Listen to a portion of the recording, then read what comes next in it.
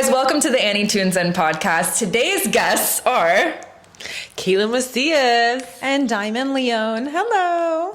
We're having to share the mics a little bit today because we have 3 guests, which is super exciting. But today we're going to be getting into relationships and the topic of relationships. So this podcast is all about going after what you truly want in life, and relationships are part of that. So introduce yourself because you're going to be kind of giving us some tips and tricks. Yes. Okay. So hello, guys. My name is Diamond Leone, and I am an author. I am sort of like a life coach. I'm more of a life strategist, and I help people overcome their limitations and just get out of their own way and really get jazzed up about life, because we have to stay in a state of feeling good. So I help people to stay in a state of, just joy so that we can attract what we want to ourselves. 100%. So the first question that I kind of want to dive into is how to attract the right partner, because I think that's a lot of people's issue in today's world, is attracting the wrong thing. Right. And they're like, why do I keep attracting these guys that or girls that I'm not interested in, that they don't align with my values? So how do we attract the right person? So I'm a big believer in, did you want to go first, Caitlin? Or, because I'm like hogging this mic. Sorry, girl. No, you're good. You're good. I'll give a short introduction, but I've already been on the podcast. So I'm Caitlin Macias. I am an activist, consultant, soon to be coach. And I love previous therapist. Yes. And I love making people feel really good about themselves and about their lives. I love the energy of flow. I like, making people feel really empowered, although I'm trying to get away from that word. But she hates that word. I just love when my friends are doing amazing, when you're just like having the best day ever and dancing and just feeling really good. I want everybody to feel like that, like Diamond was saying. But also I come from, an activist background. And so I think there's a lot of things happening here. There's previous trauma that people have gone through. Mm-hmm. There's also, intersectionality and barriers like racism and sexism. And so what does it look like now to be the modern woman? Right. And to be successful, but also to have a lot of gratitude and grace. And so... yeah, I'm just really thankful to be here with my 2 besties. Yes, I'm excited to be here too. They've never met, but I just love bringing people together and women together for amazing causes. So yes. Synergy, baby. Yeah, serendipity, synergy. But yeah, I think like the first question of how to attract a great partner is, and this is gonna sound cliche, but like be a great person. Mm-hmm. Like I've been doing a lot of self-work and therapy with other people, and it's like the biggest thing is that you've got a lot of work to do on yourself. Mm-hmm. And yesterday I was listening to a podcast that was like, be obsessed with improving yourself. Right. Because that is the way that you're going to attract the right partner. So figuring out like, what is your attachment style? What are things that I need to work on? Mm-hmm. And then also being those things. Like if you want someone kind, like Matthew Hussey's always like, be kind. Right. If you want to attract someone who's giving, be giving. So I think the first starting point I would say is really to do that work on yourself. And if you're like, oh, it's too expensive, you just spent like $20 on a Starbucks latte, people, okay? Right. It's not that expensive, okay? And even if you don't want to go to therapy, like start listening to podcasts, YouTube, talking to friends who are matching your energy and want to pour into you. So that's going to be number 1 for me. Diamond? Right. I'm just going to piggyback off of what you said. I'm a big believer in just being your most authentic, joyful self, because when we are in a state of happiness, we attract that to us, right? And so I'm a big believer in working on your self-concept. A lot of people sit and watch TV and then wonder why their life is not where they want it to be, right? And then what we tend to do, particularly as women, is we go out and we start dating because we're looking for a guy to fill us, to fill that void, to give us something exciting to look forward to, right? Yeah. You know what I'm talking? Oh yeah, you about to get that mic. She's like, oh, give me that mic. Okay, so that's what I'm saying. So it's like, what I'm a big believer in is, why not create the juiciest, can I curse? No, okay, maybe not. Why not create the juiciest fucking life that you can for yourself, by yourself, yourself, so that it's almost like a fucking party. And so when a guy shows up, he's got to up his energy, his level, his shit, like all of it, to even be in your orbit. Okay, and I know I'm fired up, but I'm just saying, like, that's the vibe, girls, like, guys, like all of us, like, that's the vibe that we want to create for ourselves, right? And so, but so many of us, what we do is, like, we lead these little boring, small ass lives, and then we get pissed when we go out into the dating world, and, like, people don't live up to the standards that we've created. And it's like, well, hold on a second, are you living up to those standards? Right? You know, are you dressing the part? Are you showing up with the right, you know, mentality, right attitude, like all of it? So what I like to do, and this is the reason I wrote my book, Get Your Happy Back. Sorry, shameless plug. But anyway, is to help people get out of their own way and to, like, clean up their own backyard, you know, so that they can bring, like, their A game, you know, to life, not just dating, but to life. So anyway, sorry, I got fired up. No, I love this. Is a great start. There's so much energy. Yes. But kind of piggyback off of that, what I've noticed in my dating experience and with friends is, like, if you are not fully healed, or you're insecure, or you feel like you're not lovable yet, maybe because you don't love yourself yet, you attract that. You might attract someone who's also insecure, who's also maybe has some sort of desperation. But you do attract that, and you kind of, and the one quote that I always kind of go back to is, like, we are with ourselves for the rest of our lives. It's you and yourself. The other person, something could happen. You never know. Right. But it's you at the end of the day. So if you're not fully, like, comfortable and happy being on your own and all these things, then no one else is going to do that for you either. So that's a huge thing that I kind of like to live by, is that, you know, focus on you. Yeah. And one thing I've noticed is, you know, being out in the dating world, and that's another whole, like, show we could do, but there are so many people looking for a human fucking Band-Aid. Like, they are looking for someone, a human being, that is going to nurse them, that is going to cater to them, that is going to tell them, like, constantly, you know, pour into their cup. And that's not reality, guys. Everybody has their own problems, their own trauma, their own shit that they're dealing with. And it's like, you know, people are all running their own race, right? And so if you're like, you know how it is when you're on a freeway and you're going, you know, in Florida here, like 85 miles an hour. 90. Not me, because I don't break the law, but wink, wink. But, like, when you're going 85 miles an hour and someone pulls off of an exit and they pull in front of you and they're going slow, like, that's how accidents happen. And so, like, life is no different. It's like, if people are going 85, 100 miles an hour, and if you're pulling out there into the world and you're not going at the speed of everyone else because you don't have your shit together, it is just a recipe for disaster. Yeah. And what Annie was saying about the void, guys, and I know this is going to go on the internet, but I just went through a breakup, and the whole entire time I was looking to fill this, like, inner void. Like, I just, like, this crippling anxiety, guys. And, like, literally 3 days after this relationship ending, which I thought was my whole life, I actually felt the most whole that I have for the last 25 years. Yes. Okay? So, like, you actually do not need someone to complete you. And I know you're probably listening to this and you're like, wah, wah, wah, Jay Shetty, all the people are, like, telling me that I'm whole. But it's true. Right. People, like, and also, like, realizing that like, I had such a beautiful support network. Like, girls and my friends came out of the woodworks for me, okay? Like, I've never felt more supported in my entire life. Diamond was like, come and stay at my house. I came to sleep over. Annie was like, oh my God, what can I do? All my girlfriends were like doing all this thing, sending me Starbucks gift cards. Like, it was beautiful. And even my own mother, sisterhood, just feeling her love for me. So that's what it's all about. It's about connecting to other people and also realizing that you are, like, the most amazing person. And I tell Annie this and Diamond this every day, and I text him, I'm like, love you, honey. Because it's so true. Like, we have to be pouring into each other. Yes. You know, so. And not be so afraid. Like, there's a saying that I've heard, and I remind myself over and over, nothing is as good or as bad as we think it is, right? And so it's like, you know, no one wants a breakup, you know, like no one wants to throw up, right? But when it starts welling up, like, you got to give it up. I'm sorry. But you know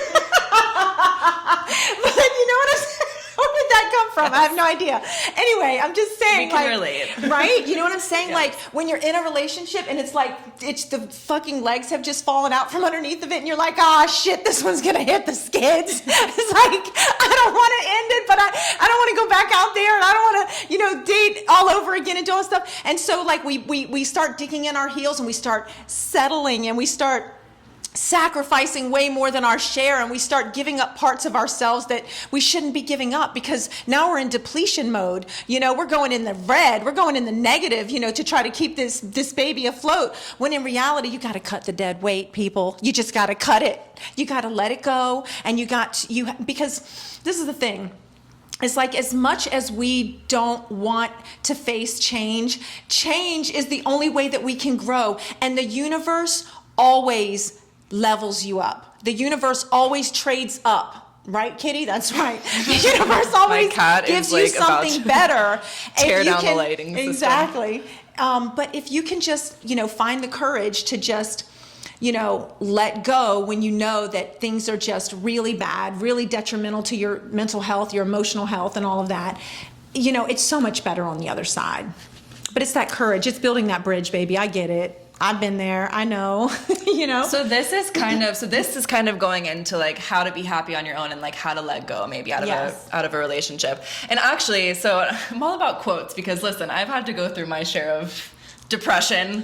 And one quote that I actually heard recently, which helped me a lot, was that if the situation is bad in it, it's going to be bad out of it. But when you're in it, it's a period. When you're out of it, it's a question mark. There's possibility, there's excitement, there's things that could possibly happen that could make your whole entire life different in the best way possible. So if you're miserable in a relationship and you think you're going to be miserable out of it, at least there's some possibility. And that helped me a lot. Right. And the other thing too, with like being happy on your own, which you guys kind of touched on, is, for me especially, like I would have never made some of the friends I made and had the experiences I made or had. Oh yeah. If I was still in the relationship that I was in. So I'm so grateful for that. And I think about it and I'm like, this is meant to happen, because I've made so many, amazing friends because of it. So it's like how to be happy single. And I think that could be maybe the next topic to kind of discuss more about. So tell me your thoughts. Well, okay. So when it comes to like, okay,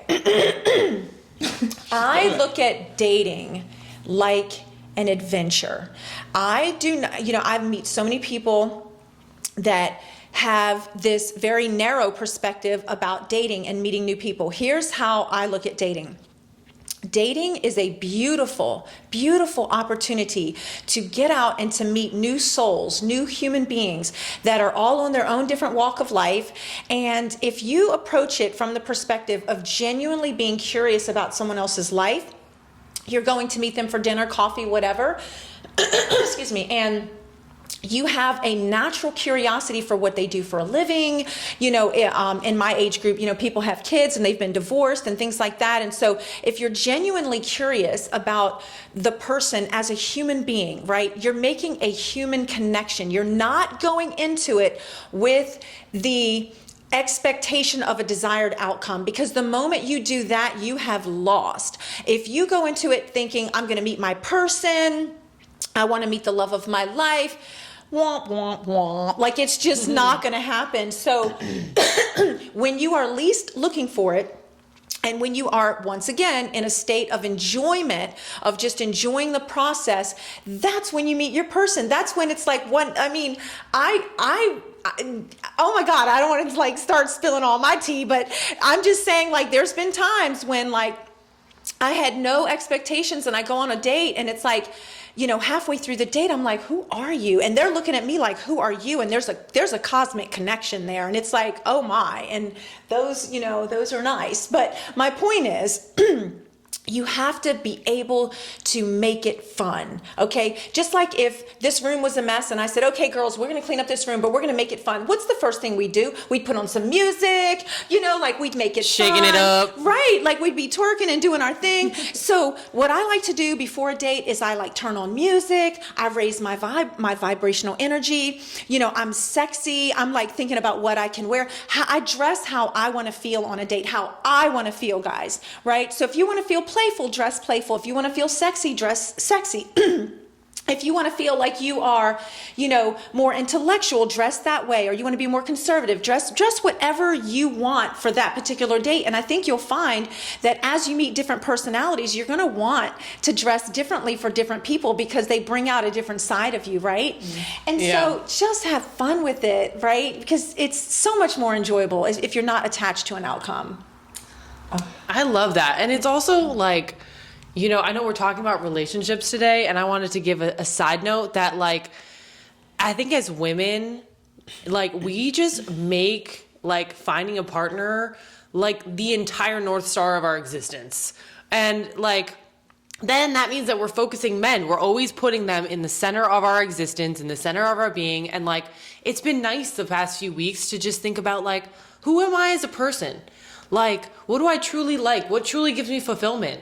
And like I was saying about the surrender, like really surrendering and being like, what is scratching like my itch? Which is like right now it's the coaching thing and giving back and being part of a community. And so it's like what we were saying at the beginning is like creating this full life, like being single, like what a beautiful opportunity it is to like make dinner for yourself. Mm-hmm. What a beautiful opportunity it is to sit here on a Monday night and talk so much smack. Like, you know what I mean? Yes. Like to be going on a trip next week with a girl that I've been friends with for the last 20 years. Like I think that, and I saw this on Instagram today, we have to stop celebrating marriage, child, graduation. Like, what about celebrating, the birth of a new career? Mm-hmm. What about celebrating the fact that we ate breakfast today, okay? Like, it's those small wins that romanticize your own life. Your life. That's right. Romanticize your own life. Find ways to make it sexy and juicy. Exactly. Yeah. And so, like, I think that after you kind of lose yourself in a relationship, it is really important to come back to yourself and be like, who am I? What do I really want? And what do I really need right now? You know? Yeah. From other people, from myself. And like, I've actually developed like a kick-ass routine now. Every morning I get up and journal, and I've been doing it for the last month. I'm reading. Mm-hmm. Like, open a book, guys. If you're bored, if you feel bad about yourself, open a book. Yeah. And really focusing on movement and all those things. And that is what's kept me in alignment from like texting my ex, by the way, go no contact, or from crying all the time, or from like, now I got this really amazing routine. So to sum that all up is, maybe stop making dating and everything just such a focus for a minute if you're burnt out on it, and then try to look at other areas of your life, your career, your service to others, maybe your religion, to bring you that like purpose that you're seeking. Yeah. Yeah. Love it. Love it. The only thing I would add to that is that, once again, no one is supposed to make you happy. And when you can focus on yourself and rediscover yourself, and I love a good morning routine, like you were saying. It is paramount because it sets the intention for your day. You're literally saying, this is the type of day that I'm going to have. I also use a technique called emotional freedom technique, which is EFT tapping. And I love tapping because it reprograms your brain. And you guys can check that out on my YouTube channel. I have a whole little series there. But I love tapping because if you're suffering right now from a heartbreak, or, some trauma from your childhood, or you want to get in better shape, or you want to make more money, or whatever, we all have things, guys, that we're struggling with. So tapping is a great way to console that inner child in you, to let you know that it's all going to be okay. But then it also gives you the necessary language to tell your brain. Our brains are nothing but computers. So it literally reprograms your brain to tell your brain, this is how I'm going to feel about my day today. This is how I'm going to sort through this problem that I'm having, and how I'm going to kick my own ass and get in gear to start working out, and to start, setting goals for myself, and to get out and network with people and have accountability and do all the things that I need to do. So definitely look into EFT tapping if you're struggling and you feel stuck and you're just like, yeah, I hear all this great advice, but energetically, I'm not able to move the needle. EFT tapping can help you move the needle. Well, that's such a good point. And I think tapping into your singleness is a great thing. Yes. And it's actually fun and exciting. Like, there's so many times where I'm like, I can make a decision right now with what I want to do. And that's actually how I met Caitlin, where I was like, you know what, right now I can just go out and do whatever I want. And whenever I want to meet whoever I want, and I have no one telling me I can't. I could go move somewhere. I could, you know, make all these decisions that are me, myself, and I without having to add someone else into it. And it's exciting. That's like true freedom. So enjoy it, because you never know when that's going to change. Right. And it's exciting as hell while you have it. So keep it. Yeah. Yeah, you know, sometimes, okay, so like I'm obviously older than you girls, but sometimes I think to myself, like, man, this could be the last period of my life where I'm single, you know, right? Because it's like, if I get married again, like that, I mean, if all goes well, like that's going to be it, you know, like that's, you know, so man, when you look at it like that, it's like, this is sacred time in our lives, you know? I think that's a good way to look at it, 100%. Because some people hate being single and they're looking for the next partner and the next thing, and that's what they obsess over. And I think if you shift your perspective to that, it really changes things. Yeah, being single is a beautiful, sacred time with yourself that should be cherished. And also, like, I've felt so much gratitude because, you know, my relationship was one that actually taught me how lovable I am and how worthy I am. And so it's like, my therapist told me, she was like, Caitlin, it's not a failure. You went through all the cycles in a relationship and it taught you so much. So why are we feeling like that's a failure when you should have so much immense gratitude for yourself, for that other person, for the memories, for everything? And honestly, like, everything is kind of fleeting almost in life, you know? And I've had friends that I thought were my best friends, and we were, but only for 2 years. For a season. They say people come into your life for a season, a reason, or a lifetime. Exactly. Yeah. And so, you know, being able to let them go when they're ready to be let go. And sometimes it's just like one lesson. Like, I had a friend, we were friends for a few months, and then I learned from that friendship that I wasn't going to put up with someone who was going to treat me poorly and who was going to call me out and be really mean to me. And so I let her go. Amen. And you know what? That taught me a lot, you know? And so you're right. It's for a season, you know, and we have to be able to let things go when they're ready to be let go. Yeah. And, you know, but also fight for them when they need to be fought. I do think that a lot of people sometimes, like, they just throw their hands up in the air. They're like, I tried once, I did one interview once, and now I'm a failure. Like, no. Right. Like, you have to be able to put in that grit as well. So it's kind of like a fine balance, I would say. And Annie knows a lot about trying hard and grit when it comes to a lot of other things like fitness and everything. So I thought you were talking about relationships. Yeah, I'm a big believer in boundaries. I love boundaries, you know, because boundaries are not for the other person, they're for you. You know, they're to keep you safe. They're there to help you not overextend yourself to the point where you want to become bitter. And I think that was one of our, you know, well, we kind of covered most of that, which is how to make dating fun, but like, not to, and I jokingly said, and not to become a nun, you know, out of frustration, but boundaries, because like, you know, if you don't know what your boundaries are, like if you don't know what you stand for, you'll fall for anything. That's an old saying, right? And so boundaries are really good at helping keep us safe, to keep us in a manageable place where we don't need to get bitter or resentful or upset because we didn't put ourselves out. We didn't overextend ourselves. We didn't have sex when we didn't want to have sex. We didn't kiss when we didn't really want to kiss. Like, that's another whole podcast, but like, you have to have boundaries when you're dating, because there are people out there that they want what they want, right? And if you're not clear on where the lines are drawn, or what you're willing to do and when, and how comfortable you feel about certain things, and what it is that you want. Like, if you want a commitment, you should not be having sex with somebody until you have a firm, established commitment, okay? And what is a commitment to you, right? To me, a commitment is a lot, right? So I mean, you really have to, like, yeah, that's another whole podcast. But my point is, what is a commitment to you? What does it mean to you? Is it just, oh, will you be my girlfriend? Like, words? Is it just words? Or is it a ring? Or is it like, you know, what is that? Yeah. And I think a lot of times, particularly with women, when a relationship ends, even a talking phase or a courting phase, they get really frustrated because they've put themselves out there. They kissed when they didn't really want to. They didn't really feel it, but they felt like the guy just expected it at the end of the night.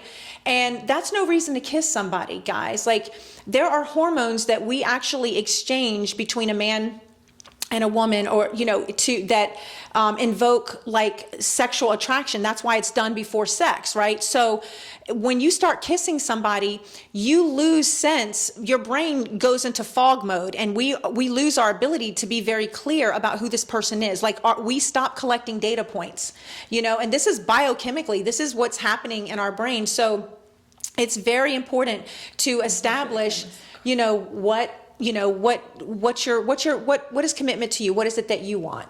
I guess I would only say the last thing to end that is like, I think a lot of it has to do with like hookup culture. I think that, for a long time I was like, I just want to be this girl, and like, this kind of like the entire universe is telling you like, this is what it's like to be an empowered woman. But like, I feel like every single woman that I've met that is engaged in hookup culture absolutely hates it and hates themselves.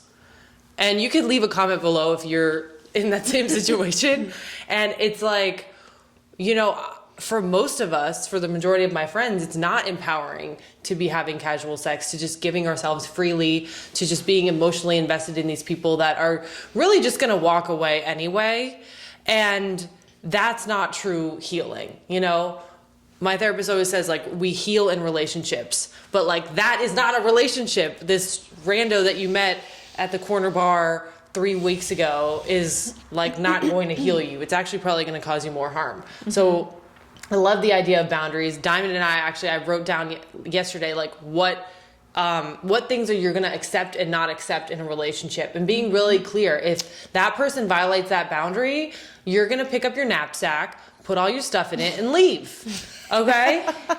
And it's really hard to do that. But the thing is, like, that's when you stop self-abandoning. Right. Is when you're actually committed to your values and committed to your boundaries. Like, when you wake up at 6 a.m. and go to Pilates and actually do it, like, don't you feel amazing? Mm-hmm. Yeah, because you're keeping the promises to yourself. Yeah. You're keeping the promises to your future self as well. And so how is anybody ever going to trust you if you don't trust yourself? Right.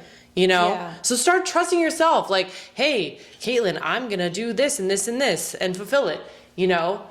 Like, I think that's like real, like, healing comes when you're actually keeping those commitments to yourself. Yeah. And what are your standards? Like, you've got to have standards, for anything. Like, we all have standards for our weight, how we keep our homes. We have standards for the amount of income that we know we need to live the life that we want to live, right? I mean, we have standards, and when it comes to dating, it's no different. When it comes to relationships, it's no different. And so, get real clear on how, like you just said, like, how you want to be treated.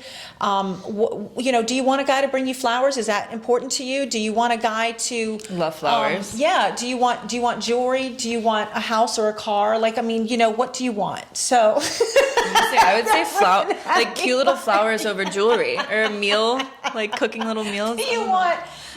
What do you want? Like, what are your standards? Everyone has their own standards. True. And there's no right or wrong answer.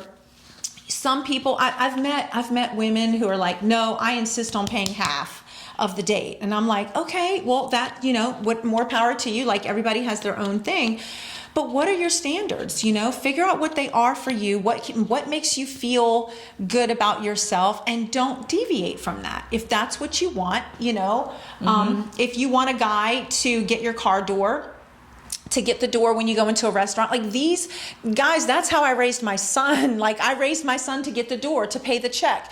And so I expect that. Like, that's bare minimum to me. But everybody's got their standards. And I don't know. I just think when you know what you stand for, it's just so much easier when you go out and present yourself to the world, whether it's dating, whether it's in interviewing for a job, or any area of your life. Like, when you know what your standards are, you have a level of self-confidence, you have a level of self-respect, and that right there is what keeps you getting up in the morning to go to the gym, that self-discipline, keeping the small promises to yourself. And when you do these things, you're creating self-love is what you're doing. And you're basically saying, this is my standard for how I love myself. So if you, sir, would like to come into my world and be a part of it, well, then you'll need to acclimate yourself to how we do things over here. Like, I would never be able to go to your house and just jump on your furniture with my shoes on and all that kind of stuff. Why? Because you have a standard. It's called respect,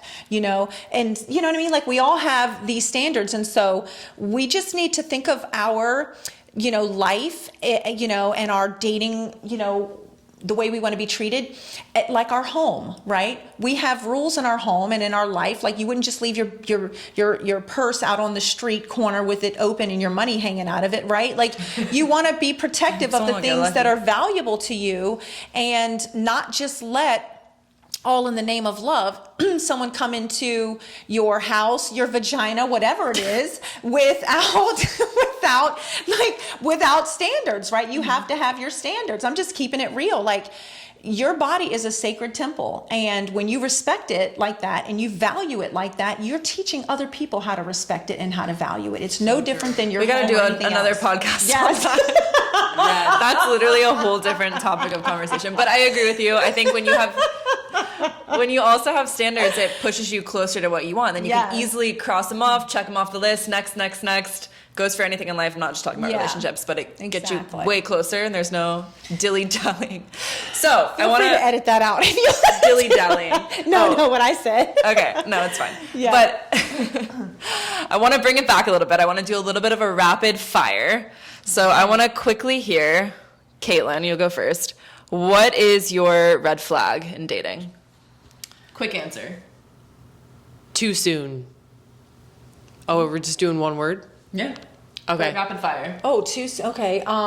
Red flag for me. Ooh, lack of generosity. I know it's more than one word. Selfish. It doesn't have to be one word. It could be like a short sentence. Okay. So for me, I know what you meant by too soon, though.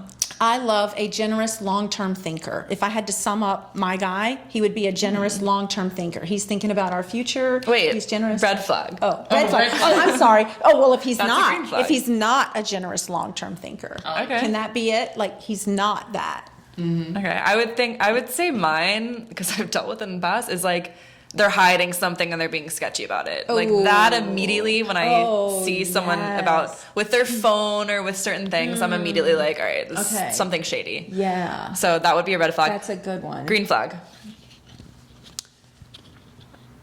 Active communication. So I think, and action. Active communication and action. So like, are you planning the dates? Are you taking initiative? Mm-hmm. Do you want to see me? Like, basically dating is just like, you know, are you planning the next date? Mm-hmm. But just like forever. Yeah. So yeah, active communication and action. Yeah. A green flag for me, and this isn't like, it doesn't have to be the first date, right? It could just be like in the general. Green flag is when he is investing in me and into our relationship. I like that. I would say that too, like communication, because it shows that they're thinking about you and that they're making a commitment in some way. Yeah. So, okay. So going off of that, what are some deal breakers? I mean, okay, so red flags are red flags, but there's also deal breakers that the second you see it, you're like, absolutely not. I'm done. Not even going to give him a second chance. What would that be? Crossing physical and sexual boundaries. No. Period. I'm going to say if he is, girls, you might not agree with this, but like if he has an unhealthy attachment to an ex, like doesn't want to let the ex go, but wants to be with you, but like stringing the ex along, poor thing, and then like trying to build this new life with you. Like, do you know what I mean? Like, in my opinion, that's a coward. Like, you've got to like sever one relationship before trying to start another one, because you can't have a full amazing relationship with someone new if you're living in the past. And if you want to be in the past, go back to the past and make it work, right? Roll up your sleeves and make it work. Oh, but you can't do that. So then do you understand that wishy-washy, whatever you want to call that, indecisiveness? Like, I have no patience for that. Oh no. Okay. So I would say mine is fuckboy energy. Oh, like yes. I don't know how, you guys know what I mean. It's like that they think they're hot shit. How do you describe a fuckboy? Ooh. Narcissism. Yeah, Narcissistic. yeah. Oh my God, that's a big one. They Well, think they're like okay. top level up here. But here's the thing, girls, and this is what I've come to realize in my years of wisdom, right? Because as we get older, we get wiser, okay? That men love with their wallet. They love with what they invest in, okay? Fuck boys don't invest in shit, okay? Think about that They're for selfish. a second. They're very selfish, short-term thinkers. And so when I say invest, it's like, that no one's gonna invest in something that they don't care about, right? And if a guy wants to be a player, let him be a player by himself. He can go play by himself. It goes back to just like knowing what you stand for and what you'll tolerate and what you won't tolerate. I personally don't get mad at fuckboys or anybody else that wants what they want. I look at them as you would look at, like bottom feeders, right? They play a role in society, right? In our ecosystem, like bottom feeders, we need them for some reason, And so what I'm saying is don't hate the player, hate the game. Don't get mad at them. Just up your standards and move away from them. Be so amazing and vibrant and untouchable that they can't even reach you. Like they look at you and they're just like, that girl's out of my league. Do you understand what I mean? All right, so last thing. So what is one sentence, food for thought, for people to take with them into their current relationship or next relationship? Like, what is a food for thought? You know what I mean? Did I word that correctly? Hopefully. Ooh, food for thought. You want to go first? I think mine is do the work on yourself and start living the best goddamn life that you can and attract the kind of person, people, and energy into your life that is going to match you and how amazing you are. Period. Yeah. And I would say, I love that. High five, girl. I would say that be your own best friend, be your own best ally, and create a life that is just so freaking juicy that anything that you are asking or requiring a man to step up and do, you can actually do it for yourself. Like, no bullshit. Like, you can buy yourself all the things. You can do all these things yourself. You can afford to take yourself on these vacations and do whatever, so that they know that you're not out there trying to take from them. You're inviting them in. You're giving them an opportunity to get to know you. It is a privilege to be in your world because you're already self-sustaining. You're already doing all these wonderful things, taking these trips and up-leveling your life in so many ways that you're not dependent on them. You want to be with them in a healthy way, but you're not there to take from them. You're there to invite them in to come and enjoy what you've already created. Does that make sense? Yeah. Yeah, I would it's kind of the similarity between what you both said, but I would say allow it to add to your life in any way that it can, because your life is so amazing that you would love to add someone else in if it's going to make it a million times better. If not, then forget it. Don't even do it, because your life is going to be so amazing that you wouldn't want to mess it up by settling for... Well, since ours were so similar, I just want to say something maybe that's different. And that is like, don't be afraid to cut your losses. And that's been something that I've had to learn. Like, just when something isn't working and a person has, crossed boundaries or done things that, and you're just, you're not a mechanic. You're not there to continuously put patches on something that's like, leaking air. Like, have that communication, be open, be honest, be straightforward about what your needs are, give them an opportunity to change and, to fix it. But at the end of the day, if, don't pay attention to what a person says. And don't even pay attention to behavior. Pay attention to patterns, because patterns are going to reveal to you so much about who a person is more than anything else. So I'd say that would be mine. Just pay attention to patterns. If you start seeing patterns that are unhealthy, bring it to their attention. And if they don't want to correct it, then you got to cut your losses early. Yeah, and I think the last thing that I want to say is, like, we said a lot of similar things, but yeah, and I've seen a lot of patterns with my girlfriends that are just even terrified to start to date. And it's sad to see, because people are like, well, if he's not going to be so great, then he's not going to add to my life. Then I'm not going to bother dating. I'm not going to bother putting on my apps that I want a relationship. Like, at the same time that you are creating this amazing life, like, be vulnerable and open to love. Because if you're walking around here with all these walls and just yeah.